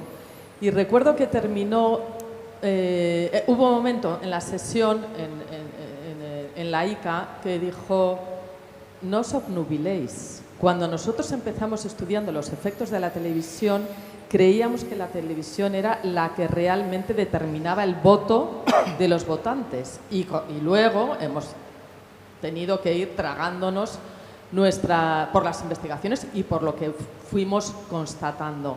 Tú, Nagore, has empezado diciendo tu intervención, bueno, tengo una mala noticia, no todo da resultado.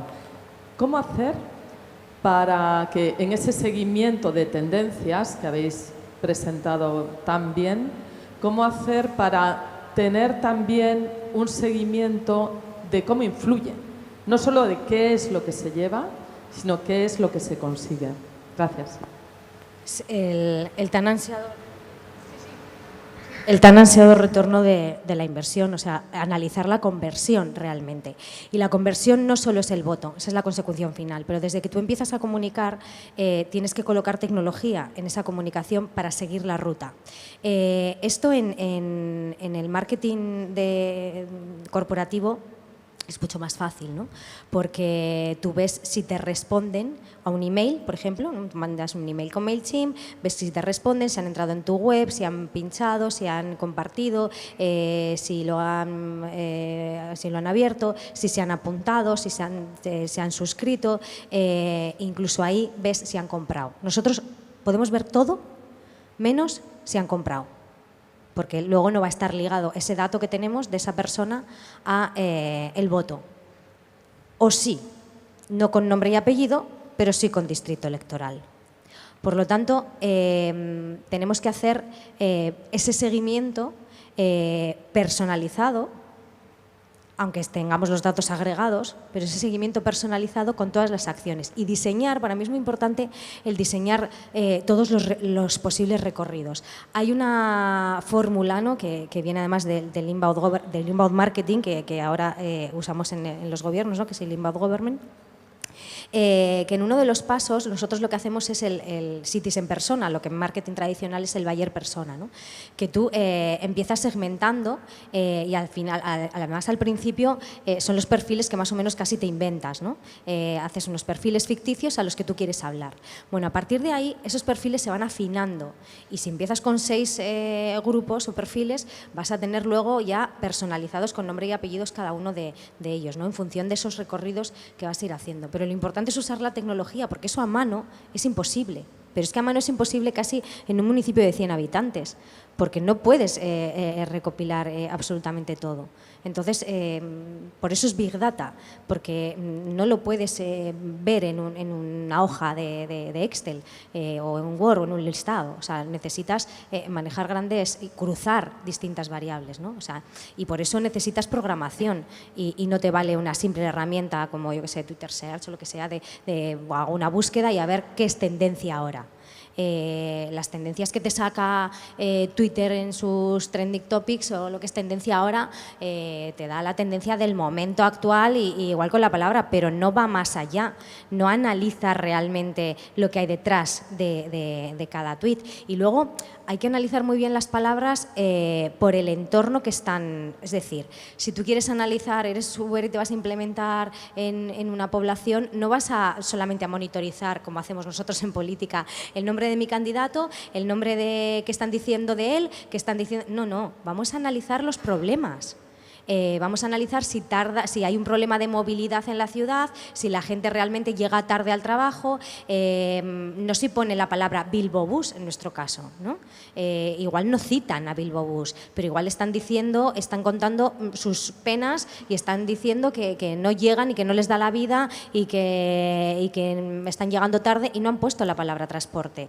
Por lo tanto, ese mare magnum de palabras clave que realmente tenemos que monitorizar no son solamente las que se nos ocurran y las pongamos a buscar, ¿no? Porque para eso, con utilizar Google y las búsquedas de Google, ¿no? O Google Trends, lo solucionaríamos todo. No, es bastante más complicado, o sea, es bastante más científico y bastante más importante.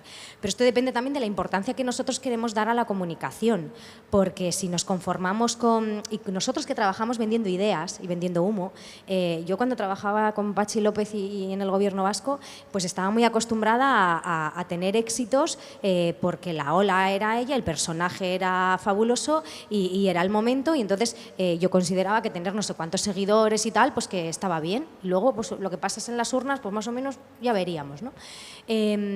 Pero cuando salí del gobierno vasco, emprendí un negocio digital, una plataforma de venta de muebles para ver si realmente todo ese éxito del que yo me enorgullecía era capaz de transformarlo, ¿no? Y fui incapaz de vender un taburete. Era incapaz. O sea, lo que funcionaba luego realmente no se materializaba. Y tenía millones de me gustas en la página, bueno, millones no, pero tenía muchísimos me gustas en Pinterest, en mi Facebook, o sea, de la empresa, pero luego no compraban y ese era el problema real. Y yo no estaba analizando los datos bien. Y yo estaba encantada y gané un montón de premios y como emprendedora subí muy alto y me pegué una hostia brutal, invertí muchísimo dinero y me arruiné por eso. Porque me quedé en esto lo peta, porque a la gente le gustan los muebles que estoy poniendo, le gusta este modelo de negocio, lo comparten, ya, pero es que luego no votan. Porque yo puedo seguir a Ayuso porque me haga mucha gracia las ocurrencias que tiene, pero no la voy a votar en la vida.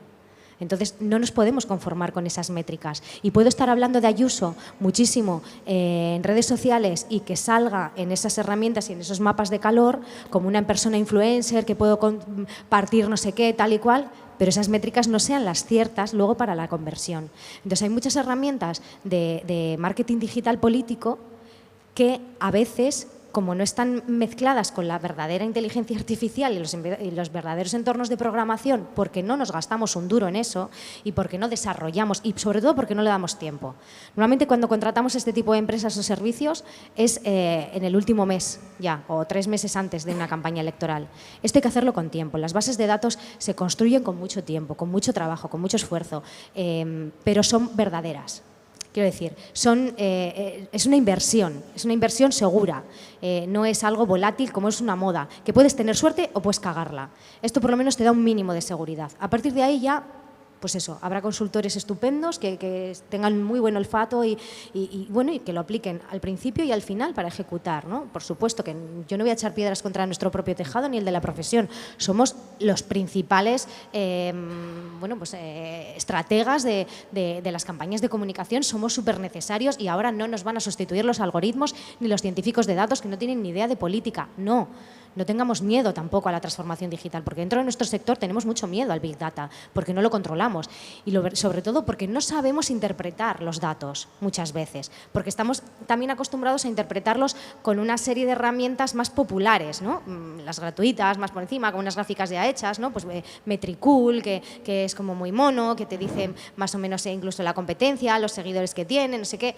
Bueno, eso está bien, pero es que tenemos que hacer una verdadera transformación digital. Entonces, mi recomendación para todos los partidos políticos es que se vayan transformando digitalmente ellos, el partido como tal, porque lo podrán aprovechar en los gobiernos que gobiernen, lo podrán aprovechar luego en las campañas electorales que tengan, lo podrán aprovechar en el futuro porque es una inversión a futuro. Y esto no es una moda. O sea, esto está aquí para quedarse. Yo no sé si Metaverso va a volver a fracasar como Second Life o realmente vamos a estar todos súper guays en Metaverso. No lo sé. Pero esto sí, porque ya vemos que el mundo, nosotros vamos por detrás, como siempre. Las administraciones y la política siempre van por detrás de la sociedad y de las empresas, ¿no? ¿Por qué? Porque no desaparecemos, claro. Una empresa, si no factura y si el retorno de la inversión no es el adecuado, apaga y vámonos. Entonces, nosotros tenemos que hacer La buena noticia sí que es que nos llevan tanta ventaja que esta gente que sabe hacerlo lo puede aplicar a la política, porque para eso estamos nosotros, para adaptarlo. Pero ya se sabe hacer. O sea, no tenemos que innovar en eso nosotros. Nos tenemos que dejar, nos tenemos que sumar, ¿no?, a la ola de la ciencia. Pero no tenemos que desarrollar nada nuevo porque además somos incapaces, no sabemos, ¿no? La mayoría además somos de letras, o sea que... Vale, yo tenía... ¿Se me escucha? ¿Sí, no? Sí. Vale. Primero, momento fan, que María José Canel me pregunte a mí algo, es brutal.